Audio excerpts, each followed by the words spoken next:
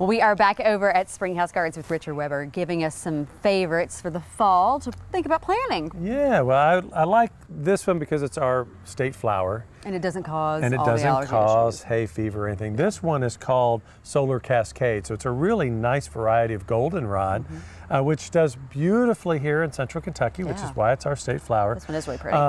A lot of people don't really want, have the space for a goldenrod, so you might want to do some of these ornamental onions, which again is kind of an odd thing, but the Latin name of these is Allium. So if you hear somebody talking about these Alliums, this is a perennial one. This is a new one for us. This is called Medusa. And it's because the stems come up and they're kind of twisted. Snaky. Yeah, and the foliage is kind of, but this is, smells very oniony, kind of like garlic. And you won't turn to stone. No. But this is a real fun one for late season bloom. And of course, this is also the season for asters and mums.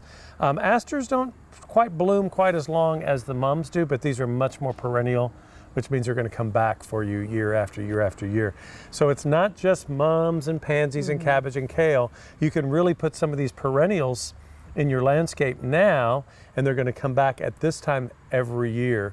So the fall is my favorite time to plant. It's actually the easiest time to plant, not just perennials, but trees, shrubs, even ground covers if you get them in the ground early enough. So even though it's hot and dry, if you're around to water and you can water regularly and get these roots established, then the fall's going to be so much easier on these plants before it gets cold. Right. You want them to have plenty of time. You don't want to wait till December and then decide, oh, I want to plant all this stuff. You've got to actually bite the bullet now.